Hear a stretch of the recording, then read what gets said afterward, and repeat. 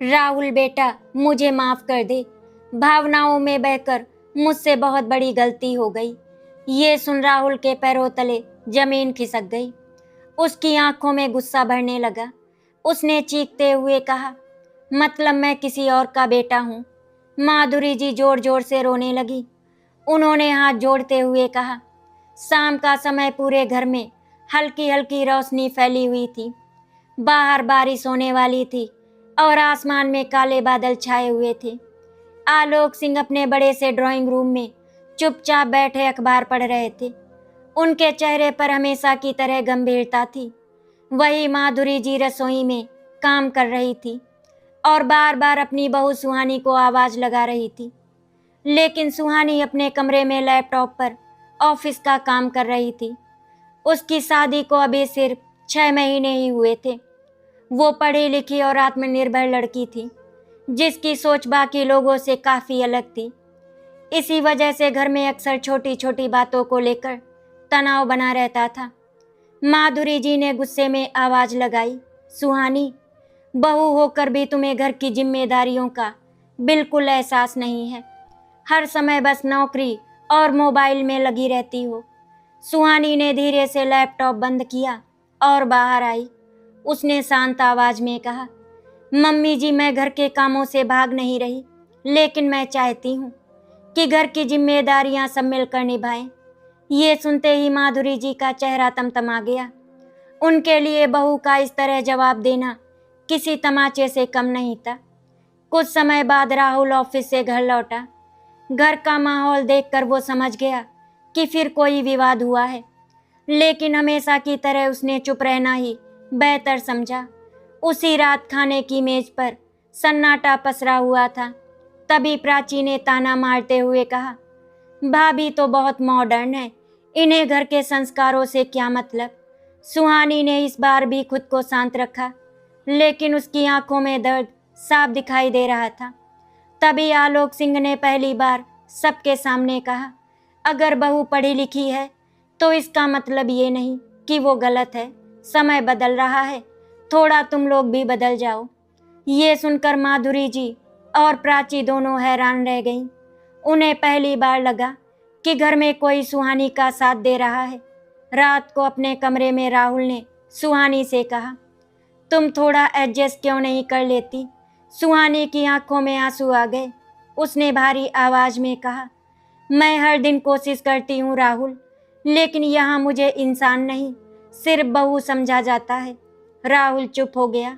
उसे समझ नहीं आ रहा था कि वो माँ का साथ दे या पत्नी का। तभी सुहानी के फोन पर उसकी माँ देवकी का कॉल आया। सुहानी ने खुद को संभालते हुए बात की, लेकिन माँ उसकी आवाज़ सुनकर समझ गई कि बेटी अंदर से टूट रही है। अगले दिन सुबह घर में एक नई बहस शुरू हो गई। माधुरी जी ने साफ कह दिया कि अब से सुहानी नौकरी छोड़ दे, क्योंकि घर की इज्जत नौकरी से बड़ी होती है। ये सुनकर सुहानी कुछ पल के लिए चुप रही। फिर उसने बहुत शांत लेकिन मजबूत आवाज में कहा, अगर घर की इज्जत सिर्फ बहू के सपनों को कुचलने से बचती है तो ऐसी इज्जत पर सवाल उठना चाहिए। उसके शब्दों ने पूरे घर को सन्न कर दिया। आलोक जी ने पहली बार गौर से अपनी बहू को देखा। उन्हें महसूस हुआ कि ये लड़की सिर्फ अपने लिए नहीं, बल्कि हर उस लड़की के लिए लड़ रही है जिसे शादी के बाद अपनी पहचान खोनी पड़ती है। माधुरी जी ने गुस्से में खाना बनाने से मना कर दिया। पूरे घर का माहौल भारी हो गया। राहुल परेशान था। तभी अचानक रात को आलोक जी की तबीयत बिगड़ गई। घर में अफरा तफरी मच गई। माधुरी घबरा गई और राहुल कार निकालने भागा। लेकिन सबसे पहले सुहानी ने समझदारी दिखाई। उसने तुरंत एम्बुलेंस बुलाई और आलोक सिंह को संभालते हुए अस्पताल पहुंचाया। डॉक्टर ने कहा कि अगर थोड़ी भी देर हो जाती तो जान खतरे में पड़ सकती थी। ये सुनकर आलोक सिंह की आंखों में आंसू आ गए। उन्होंने अस्पताल के बेड पर लेटे लेटे सुहानी का हाथ पकड़ लिया। माधुरी जी और प्राची दूर खड़ी सब देख रही थी। उनके चेहरे पर पहली बार अपराध बोध दिखाई दे रहा था। लेकिन तभी डॉक्टर ने एक ऐसी बात कही जिसने पूरे परिवार को हिला दिया। डॉक्टर ने कहा, इनकी बीमारी सिर्फ तनाव की वजह से बढ़ी है और अगर घर का माहौल नहीं बदला तो अगली बार शायद हम इन्हें बचा भी ना पाए। डॉक्टर की बात सुनकर सबके चेहरे उतर गए, लेकिन सबसे ज़्यादा हैरानी तब हुई जब आलोक जी ने कमज़ोर आवाज़ में कहा, इस घर का सबसे बड़ा सच अब सामने आना चाहिए। कमरे में गहरा सन्नाटा छा गया। सुहानी भी हैरानी से अपने ससुर को देखने लगी। बाहर बारिश तेज हो चुकी थी और खिड़की के शीशों पर गिरती बूंदों की आवाज़ माहौल को और भारी बना रही थी। आलोक जी की आंखों में अजीब सा दर्द था। ऐसा लग रहा था जैसे वे वर्षों से अपने सीने में कोई ऐसा बोझ दबाए बैठे हों जिसे अब और छुपाना उनके लिए संभव नहीं था। माधुरी जी बार बार घबराकर उनकी तरफ देख रही थी, क्योंकि वो जानती थी कि अगर आलोक ने सच बोल दिया तो परिवार की नींव तक हिल सकती है। कुछ देर बाद आलोक जी ने भारी आवाज़ में कहा, इस घर में सबसे ज़्यादा त्याग अगर किसी ने किया है तो वो सुहानी ने नहीं, बल्कि एक औरत ने कई साल पहले किया था, जिसकी कीमत आज तक चुकाई जा रही है। ये सुनकर सब हैरान रह गए। राहुल ने बेचैनी से पूछा, पापा आप किसकी बात कर रहे हैं? लेकिन आलोक जी ने तुरंत जवाब नहीं दिया। उनकी आंखें माधुरी जी की तरफ उठी। माधुरी जी का चेहरा सफ़ेद पड़ चुका था। ऐसा लग रहा था जैसे उनका कोई पुराना डर अचानक सामने खड़ा हो गया हो। उसी समय डॉक्टर ने सबको बाहर जाने के लिए कहा ताकि मरीज आराम कर सके, लेकिन जैसे ही सब कमरे से बाहर निकले, माधुरी जी ने गुस्से में सुहानी का हाथ पकड़ लिया। उनकी आंखों में डर और गुस्सा दोनों साफ दिखाई दे रहे थे।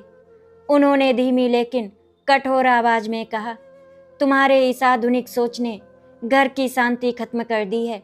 अगर तुम इस घर में नहीं आती तो आज ये दिन नहीं देखना पड़ता। सुहानी की आंखों में आंसू भर आए, लेकिन उसने इस बार खुद को कमजोर नहीं पड़ने दिया। उसने सिर्फ इतना कहा, मम्मी जी, सच कभी घर नहीं तोड़ता, सच सिर्फ नकली रिश्तों का चेहरा दिखाता है। माधुरी जी ये सुनकर तिलमिला उठी।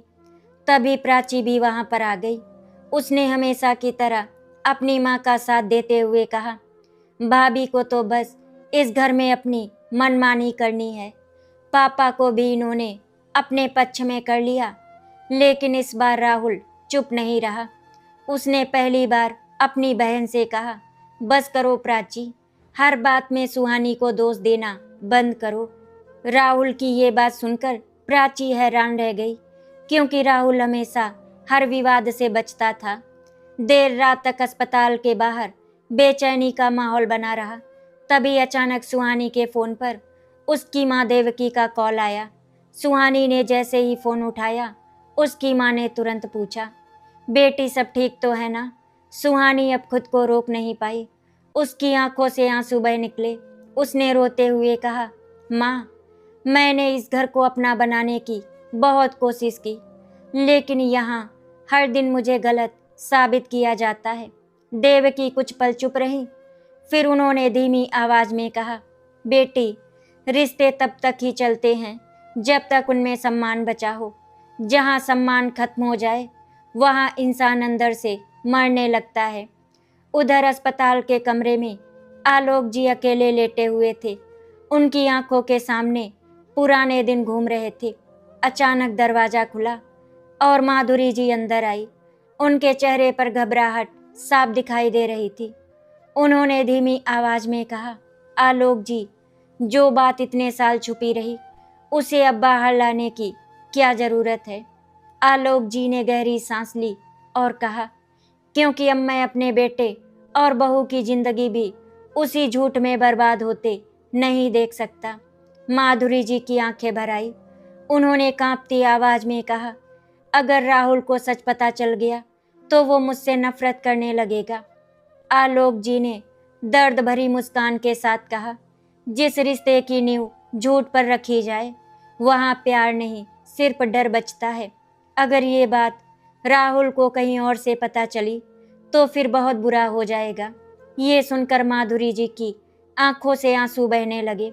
लेकिन तभी दरवाजे के बाहर खड़ी सुहानी ने ये सारी बातें सुन ली। उसके चेहरे पर हैरानी साफ दिखाई दे रही थी। उसे समझ नहीं आ रहा था कि आखिर ऐसा कौन सा सच है जिसने इतने सालों से इस परिवार को अंदर ही अंदर तोड़ रखा है। अगली सुबह अस्पताल से छुट्टी मिल गई। घर लौटते समय पूरे रास्ते गाड़ी में सन्नाटा रहा। घर पहुंचते ही आलोक जी ने सबको हॉल में बुलाया। उनकी आवाज़ पहले से ज़्यादा गंभीर थी। आज इस घर का एक ऐसा सच सामने आएगा जो शायद तुम सबकी ज़िंदगी बदल देगा। राहुल और प्राची घबराकर एक दूसरे को देखने लगे। माधुरी जी के हाथ कांप रहे थे। सुहानी भी चुपचाप खड़ी सब देख रही थी। आलोक जी ने कांपती आवाज़ में कहना शुरू किया, राहुल, तुम मेरे बेटे जरूर हो, लेकिन इतना कहते ही उनकी आवाज़ भर्रा गई। कमरे में हर किसी की सांसें थम गईं। तभी अचानक माधुरी जी जोर से चिल्लाईं, नहीं आलोक, ये सच मत बोलो। लेकिन देर हो चुकी थी। आलोक जी की आंखों से आंसू बह निकले। उन्होंने टूटती आवाज़ में कहा, राहुल, तुम मेरे खून नहीं हो। ये सुनते ही पूरे घर में जैसे भूचाल आ गया। राहुल के हाथ से पानी का ग्लास गिर पड़ा। सुहानी और प्राची दोनों स्तब्ध रह गए। माधुरी जी जमीन पर बैठकर फूट फूट कर रोने लगी और राहुल की आंखों में अपनी माँ के लिए पहली बार नफरत दिखाई देने लगी। पूरे घर में ऐसा सन्नाटा पसरा हुआ था जैसे किसी ने अचानक सबकी सांसें रोक दी हो। राहुल की आंखें फटी रह गई थी। वो बार बार अपने पिता आलोक सिंह और माँ माधुरी जी की तरफ देख रहा था। उसके चेहरे पर दर्द, गुस्सा और टूटन एक साथ साफ साफ दिखाई दे रहे थे। उसे लग रहा था जैसे एक ही पल में उसकी पूरी जिंदगी झूठ बन गई हो।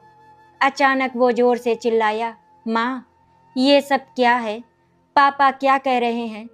उसकी आवाज़ पूरे घर में गूंज उठी। लेकिन माधुरी जी की हालत ऐसी थी कि उनके होंठ तक नहीं खुल पा रहे थे।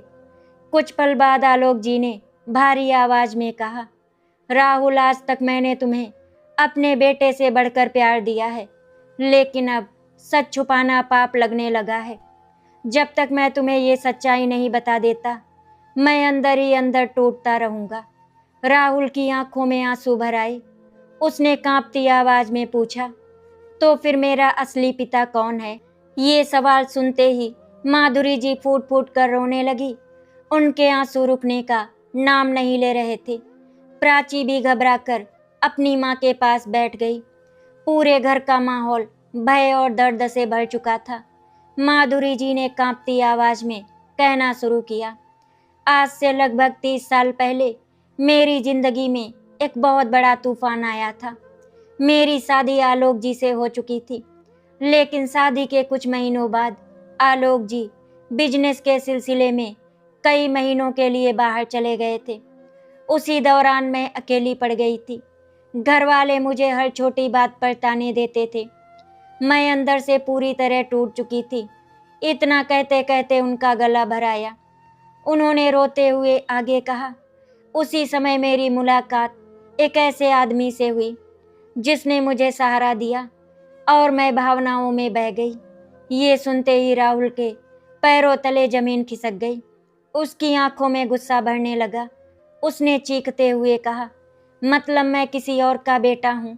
माधुरी जी जोर जोर से रोने लगी। उन्होंने हाथ जोड़ते हुए कहा, बेटा, मुझसे बहुत बड़ी गलती हो गई, लेकिन जब आलोक जी को सच पता चला तब भी इन्होंने मुझे और तुम्हें अपनाया। इन्होंने कभी तुम्हें पराया नहीं समझा। राहुल की आंखें अब आलोक जी की तरफ उठी। पहली बार उसे एहसास हुआ कि उसके पिता ने कितनी बड़ी कुर्बानी दी थी, लेकिन दर्द अभी खत्म नहीं हुआ था। राहुल गुस्से में कमरे की चीजें फेंकने लगा। उसने चीखते हुए कहा, मेरी पूरी जिंदगी झूठ थी। मुझे हमेशा लगता था कि कोई बात तो है, क्योंकि पापा मुझसे दूर दूर रहते थे। आज समझ आया कि इसकी वजह क्या थी। उसकी आंखों से आंसू लगातार बह रहे थे। सुहानी ये सब देखकर अंदर तक कांप उठी। वो धीरे से राहुल के पास गई, लेकिन राहुल ने उसका हाथ झटक दिया। उसने दर्द भरी आवाज में कहा, तुम सबको तो सच पता था ना, इसीलिए तुम सब मुझे अजीब नजरों से देखते थे। सुहानी की आंखों में भी आंसू आ गए। उसने कहा, नहीं राहुल, मुझे कुछ नहीं पता था, मैं खुद अभी ये सब सुन रही हूँ। लेकिन राहुल अब किसी की बात सुनने की हालत में नहीं था। वो गुस्से में घर से बाहर निकल गया। बाहर तेज बारिश हो रही थी। वो सड़क पर बिना दिशा के चलता रहा। उसके कानों में सिर्फ एक ही आवाज गूंज रही थी, तुम मेरे खून से नहीं हो। उधर घर में माधुरी जी खुद को कोस रही थी। उन्होंने रोते हुए आलोक जी से कहा, मैंने गलती की थी, लेकिन आपने इतने साल ये बोझ अकेले कैसे सहा। आलोक जी की आंखें भी नम थी। उन्होंने धीमी आवाज में कहा, क्योंकि मैं राहुल को कभी टूटता हुआ नहीं देखना चाहता था। मैंने उसे अपने बेटे की तरह पाला, लेकिन तुम्हारी जिद और घर का जहर अब मुझे मजबूर कर रहा था कि सच सामने लाऊं। ये सुनकर माधुरी जी जमीन पर बैठकर रोने लगी। इसी बीच सुहानी चुपचाप सब देख रही थी। उसके दिल में पहली बार अपने ससुर के लिए गहरा सम्मान पैदा हुआ। उसे एहसास हुआ कि इस घर का सबसे मजबूत इंसान वही है जिन्होंने अपने दर्द को सालों तक दबाकर परिवार बचाया। लेकिन उसी समय उसके मन में एक और सवाल उठ रहा था, आखिर इस सच का उसकी जिंदगी और उसके रिश्ते पर क्या असर पड़ेगा। रात के लगभग 11 बजे अचानक राहुल घर लौटा। उसकी हालत बुरी थी, बारिश में पूरी तरह भीगा हुआ, आंखें लाल और चेहरा गुस्से से भरा हुआ। जैसे ही वो घर में दाखिल हुआ, उसने सीधे अपनी माँ की तरफ देखा। माधुरी डर से कांप उठी। राहुल ने भारी आवाज में कहा, आज तक मैं आपको भगवान मानता था, लेकिन आपने मुझे जिंदगी भर झूठ में रखा। माधुरी जी रोते हुए उसके पैरों में गिर गई। उन्होंने कहा, बेटा मुझे माफ कर दो, मैं डर गई थी कि सच सामने आया तो सब खत्म हो जाएगा। लेकिन राहुल का गुस्सा कम नहीं हुआ। उसने दर्द से कांपती आवाज में कहा, सब खत्म तो आज हुआ है माँ। इतना कहकर वो अपने कमरे में चला गया। सुहानी उसके पीछे गई। कमरे में पहुंचते ही राहुल टूटकर रो पड़ा। उसने पहली बार सुहानी को गले लगाकर कहा, मैं अंदर से खत्म हो गया हूँ सुहानी, मुझे समझ नहीं आ रहा मैं कौन हूँ। सुहानी ने उसकी आंखों से आंसू पोंछे और कहा, इंसान का खून नहीं, उसके कर्म उसे बड़ा बनाते हैं। जिसने तुम्हें पाल पोस कर इतना बड़ा किया, वही तुम्हारे असली पिता हैं। राहुल चुपचाप सुहानी की बातें सुनता रहा। पहली बार उसे महसूस हुआ कि जिस लड़की को उसकी माँ और बहन हमेशा गलत ठहराती रही, वही आज उसके टूटे हुए दिल को संभाल रही है। लेकिन उसी रात घर के बाहर एक काली कार आकर रुकी। कार में एक अधेड़ उम्र का आदमी नीचे उतरा। उसके चेहरे पर अजीब सी मुस्कान थी। उसने घर की तरफ देखते हुए धीमी आवाज में कहा, अब वक्त आ गया है अपने बेटे से मिलने का। घर के अंदर किसी को अंदाजा भी नहीं था कि अतीत का एक और भयानक तूफान उनके दरवाजे तक पहुंच चुका है। रात काफी गहरी हो चुकी थी। पूरे घर में बेचैनी और डर का माहौल फैला हुआ था। राहुल अपने कमरे में चुपचाप बैठा था। उसकी आंखें सूज चुकी थी। उसे बार बार वही शब्द सुनाई दे रहे थे, तुम मेरे खून से नहीं हो। दूसरी तरफ सुहानी उसके पास बैठी। वो खुद अंदर से टूटी हुई थी, लेकिन फिर भी अपने पति को संभालने की कोशिश कर रही थी। उसे महसूस हो रहा था कि इस घर की नींव सिर्फ झूठ पर नहीं बल्कि दर्द और मजबूरियों पर भी टिकी हुई थी। उधर नीचे हॉल में माधुरी लगातार रो रही थी। उनके हाथ कांप रहे थे। आलोक जी चुपचाप बैठे उन्हें देख रहे थे।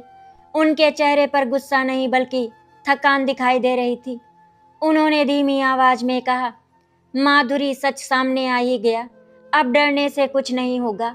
माधुरी जी ने रोते हुए कहा, आप समझ नहीं रहे आलोक, अगर वो आदमी वापस आ गया तो सब खत्म हो जाएगा। आलोक सिंह का चेहरा अचानक सख्त हो गया। उन्होंने तुरंत पूछा, क्या तुम्हें लगता है कि वो वापस आएगा? माधुरी जी ने घबराकर सिर झुका लिया। उनकी आंखों में डर साफ दिखाई दे रहा था। तभी अचानक घर की डोरबेल जोर से बजी। रात के उस सन्नाटे में बेल की आवाज किसी तूफान जैसी लगी। सबकी सांसें रुक गईं। प्राची डरकर अपनी माँ के पास आ गई। आलोक सिंह धीरे धीरे दरवाजे की तरफ बढ़े। जैसे ही उन्होंने दरवाजा खोला, सामने खड़े आदमी को देखकर उनके चेहरे का रंग उड़ गया। लगभग 60 साल का वो आदमी हल्की दाढ़ी और काले कोट में खड़ा था। उसकी आंखों में अजीब सा आत्मविश्वास था। उसने हल्की मुस्कान के साथ कहा, कैसे हो आलोक? बहुत साल बाद मिल रहे हैं। माधुरी जी ने जैसे ही उस आदमी को देखा, उनके हाथ से पानी का ग्लास गिर पड़ा। उनके होंठ कांपने लगे। वो डर से पीछे हट गईं। प्राची घबरा कर बोली, माँ, ये कौन है? लेकिन माधुरी जी के मुंह से आवाज ही नहीं निकल रही थी। तभी उस आदमी ने घर के अंदर कदम रखते हुए कहा, शायद मेरा परिचय अब सबको दे देना चाहिए। मेरा नाम विक्रम है। आलोक सिंह गुस्से से कांप उठे। उन्होंने कठोर आवाज में कहा, तुम्हारी हिम्मत कैसे हुई इस घर में आने की? विक्रम हल्का सा हंसा और बोला, जिस घर में मेरा बेटा रहता हो वहां आने का हक तो बनता है। ये सुनते ही ऊपर कमरे में बैठे राहुल के कान खड़े हो गए। वो तेजी से नीचे आया। जैसे ही उसकी नज़र विक्रम पर पड़ी, वो कुछ पल के लिए स्तब्ध रह गया। विक्रम की शक्ल काफी हद तक राहुल से मिलती थी। राहुल ने कांपती आवाज में पूछा, कौन हो तुम? विक्रम ने उसकी आंखों में देखते हुए कहा, मैं वही हूँ जिससे तुम्हें इतने साल दूर रखा गया। मैं तुम्हारा असली पिता हूँ। ये सुनते ही राहुल का दिमाग सुन्न पड़ गया। उसे लगा जैसे किसी ने उसके सीने पर पत्थर रख दिया हो। माधुरी जी जोर जोर से रोने लगी। उन्होंने हाथ जोड़ते हुए कहा, विक्रम प्लीज यहाँ से चले जाओ। तुमने पहले ही हमारी जिंदगी बर्बाद कर दी है। लेकिन विक्रम के चेहरे पर कोई पछतावा नहीं था। उसने घर में चारों तरफ नजर घुमाते हुए कहा, मैं अपना हक लेने आया हूँ। अब मेरा बेटा बड़ा हो चुका है। उसे सच जानने का पूरा अधिकार है। राहुल गुस्से से कांपने लगा। उसने चीख कर कहा, मुझे किसी सच की जरूरत नहीं। जिसने मुझे पाल पोस कर बड़ा किया वही मेरे पिता हैं। ये सुनकर आलोक की आंखें भर आई। पहली बार राहुल ने पूरे अधिकार से उन्हें पिता माना था। विक्रम का चेहरा गुस्से से लाल हो गया। उसने कठोर आवाज में कहा, तुम्हें नहीं पता आलोक ने तुम्हारी माँ के साथ क्या किया था? ये सुनकर सब हैरान रह गए। आलोक सिंह ने तुरंत चिल्लाकर कहा, बस एक शब्द और मत कहना। लेकिन विक्रम रुकने वाला नहीं था। उसने राहुल की तरफ देखते हुए कहा, तुम्हारे पैदा होने के बाद आलोक ने तुम्हारी माँ को अपनाया जरूर, लेकिन जिंदगी भर उन्हें अपराधी महसूस करवाया। ये परिवार बाहर से जितना अच्छा दिखता है, अंदर से उतना ही टूटा हुआ है। राहुल अब पूरी तरह टूट चुका था। उसे समझ नहीं आ रहा था कि आखिर सच क्या है। वो कभी अपनी माँ को देखता तो कभी आलोक जी को। तभी सुहानी आगे आई। उसने बहुत शांत लेकिन मजबूत आवाज में कहा, बस कीजिए आप लोग। एक इंसान की जिंदगी कोई खेल नहीं होती कि जब चाहो सच बदल दो। सबकी नजरें सुहानी पर टिक गईं। उसने विक्रम की तरफ देखते हुए कहा, जिस आदमी ने कभी अपने बेटे की जिम्मेदारी नहीं उठाई, उसे अचानक पिता बनने का अधिकार नहीं मिल जाता। विक्रम कुछ पल के लिए चुप हो गया, लेकिन फिर उसने जेब से कुछ कागज निकाले और मेज पर फेंक दिए। उसने कहा, अगर मैं सिर्फ बातें करने आया होता तो यहाँ नहीं आता। ये प्रॉपर्टी के पेपर हैं। इस घर और बिजनेस में राहुल का कानूनी हिस्सा है और अब मैं उसे लेकर रहूंगा। ये सुनते ही आलोक जी का गुस्सा फूट पड़ा। उन्होंने विक्रम का कॉलर पकड़ लिया। घर में चीख पुकार मच गई। प्राची रोने लगी। माधुरी जी बेहोश होकर जमीन पर गिर पड़ी। राहुल स्तब्ध खड़ा सब देखता रहा और उसी अफरा तफरी के बीच सुहानी की नज़र उन कागजों पर पड़ी। उसने जैसे ही उन्हें उठाकर पढ़ा, उसके चेहरे का रंग उड़ गया, क्योंकि उन कागजों में सिर्फ प्रॉपर्टी का दावा नहीं था, बल्कि उसमें एक ऐसा राज छुपा था जो साबित करता था कि विक्रम सिर्फ राहुल का पिता नहीं, बल्कि इस परिवार की बर्बादी की सबसे बड़ी वजह भी था। पूरे घर में अफरा तफरी मची हुई थी। माधुरी जी बेहोश होकर जमीन पर पड़ी थी। प्राची रोते हुए उन्हें संभालने की कोशिश कर रही थी। आलोक जी गुस्से में कांप रहे थे और सामने खड़ा विक्रम ठंडी मुस्कान के साथ सब देख रहा था। लेकिन उसी बीच सुहानी के हाथ में पड़े उन कागजों ने पूरे माहौल को और खतरनाक बना दिया था। उसकी आंखें तेजी से उन पन्नों को पढ़ रही थी और चेहरे का रंग पल पल बदल रहा था। कुछ सेकंड बाद सुहानी ने कांपती आवाज में कहा, ये सच नहीं हो सकता। सबकी नजरें उसकी तरफ घूम गई। राहुल तेजी से उसके पास आया और बोला, क्या लिखा है उन कागजों में? सुहानी कुछ पल चुप रही, फिर उसने धीरे से कहा, इन पेपर्स में लिखा है कि विक्रम अंकल ने कई साल पहले पापा जी के बिजनेस में धोखा किया था। करोड़ों रुपए लेकर भाग गए थे और जब पापा जी ने इन्हें रोकने की कोशिश की तब इन्होंने मम्मी जी को भावनाओं में फंसाया। ये सुनते ही पूरे घर में सन्नाटा छा गया। माधुरी जी की आंखों से आंसू बहने लगे। उन्होंने रोते हुए सिर झुका लिया। आलोक जी ने भारी आवाज में कहा, हाँ यही सच है। राहुल हैरानी से अपने पिता को देखने लगा। आलोक जी की आंखों में वर्षों का दर्द साफ दिखाई दे रहा था। उन्होंने धीमी आवाज में कहा, मैंने विक्रम को भाई से बढ़कर माना था, लेकिन इसने मेरे भरोसे मेरे बिजनेस और मेरे परिवार तीनों को तोड़ दिया। विक्रम गुस्से में चिल्लाया, झूठ बोल रहा है ये आदमी। लेकिन इस बार सुहानी ने उसे बीच में ही रोक दिया। उसकी आंखों में पहली बार ऐसा आत्मविश्वास दिखाई दे रहा था जिसे देखकर सब चुप हो गए। उसने विक्रम के सामने वो कागज रख दिए और कहा, अगर ये झूठ है तो इन पेपर्स पर आपके साइन कैसे हैं? आपने खुद लिखा है कि आपने आलोक जी के बिजनेस से पैसे निकाले थे। विक्रम कुछ पल के लिए चुप हो गया। उसके चेहरे की घबराहट साफ दिखाई देने लगी। राहुल की आंखों में अब गुस्से से ज्यादा दर्द था। उसने कांपती आवाज में पूछा, तो क्या आपने मेरी माँ का इस्तेमाल सिर्फ बदला लेने के लिए किया था? ये सुनते ही विक्रम की नजरें झुक गई, लेकिन अगले ही पल उसने कठोर आवाज में कहा, मैंने जो किया अपने लिए किया। मुझे सिर्फ पैसा और ताकत चाहिए थी। ये सुनकर राहुल अंदर तक टूट गया। जिस इंसान को वो अभी तक अपना असली पिता समझने की कोशिश कर रहा था, वही इंसान सिर्फ लालच और धोखे से भरा निकला। उसी समय सुहानी ने बहुत शांत लेकिन मजबूत आवाज में कहा, रिश्ते खून से नहीं बनते, रिश्ते त्याग और सम्मान से बनते हैं। उसकी बातें पूरे घर में गूंज उठी।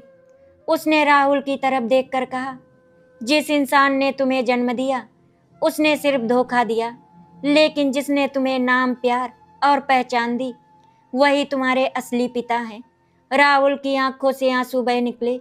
वो धीरे धीरे आलोक जी के पास गया। कुछ पल तक वो उन्हें देखता रहा, फिर अचानक उनके पैरों में गिर पड़ा। राहुल फूट फूट कर रोने लगा। उसने कांपती आवाज में कहा, पापा मुझे माफ कर दीजिए, मैंने एक पल के लिए भी आप पर शक किया। आलोक जी की आंखों से भी आंसू बह निकले। उन्होंने तुरंत राहुल को उठाकर गले लगा लिया। वर्षों का दर्द उस एक पल में आंसुओं के साथ बहने लगा। माधुरी जी ये सब देखकर और जोर जोर से रोने लगी। उन्हें एहसास हो रहा था कि उनकी एक गलती ने पूरे परिवार को कितनी गहरी चोट दी।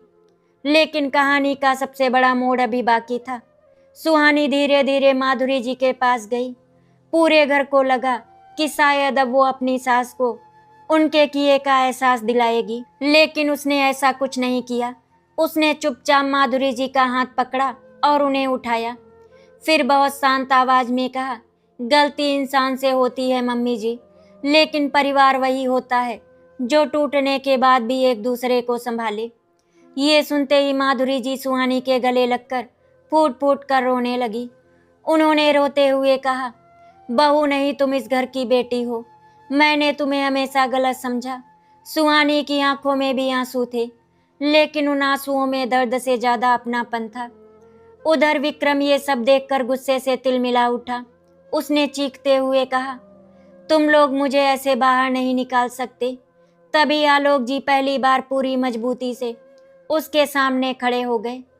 उन्होंने कठोर आवाज में कहा, जिस इंसान ने रिश्तों को सौदे की तरह इस्तेमाल किया हो, उसके लिए इस घर में कोई जगह नहीं है। राहुल भी अपने पिता के साथ आकर खड़ा हो गया। उसने साफ शब्दों में कहा, आज से मेरा आपसे कोई रिश्ता नहीं। विक्रम कुछ पल तक सबको घूरता रहा, लेकिन आज पहली बार उसे एहसास हुआ कि पैसा और खून का रिश्ता मिलकर भी उस प्यार को नहीं हरा सकते जो त्याग और विश्वास से बना हो। आखिरकार वो गुस्से में वहां से चला गया। उसके जाते ही घर में ऐसा सन्नाटा छा गया जिसमें दर्द भी था और राहत भी। कुछ दिनों बाद घर का माहौल पूरी तरह बदल चुका था। माधुरी जी अब सुहानी को बहू नहीं, बेटी की तरह मानने लगी थी। प्राची भी अपनी गलतियों के लिए शर्मिंदा थी। राहुल पहले से ज्यादा अपने पिता के करीब आ गया था और आलोक जी की आंखों में वर्षों बाद सुकून दिखाई दे रहा था। एक शाम पूरा परिवार साथ बैठा था। तभी आलोक जी ने मुस्कुराते हुए कहा, इस घर को अगर किसी ने टूटने से बचाया है तो वो हमारी आधुनिक सोच वाली बहू है। ये सुनकर सबकी आंखें नम हो गईं। सुहानी हल्का सा मुस्कुरा दी। उस दिन माधुरी जी को समझ आ गया था कि आधुनिक सोच रिश्ते तोड़ती नहीं, बल्कि पुराने जख्मों को भरने की ताकत देती है। और यही था उस आधुनिक बहू का सबसे बड़ा तमाचा, जिसने आवाज नहीं की लेकिन सबकी सोच बदल दी। आशा करती हूँ आपको हमारी कहानी अच्छी लगी होगी। अगर आपको हमारी कहानी अच्छी लगी तो वीडियो को लाइक एंड शेयर करें, चैनल को सब्सक्राइब करें। वीडियो देखने के लिए आपका बहुत बहुत धन्यवाद।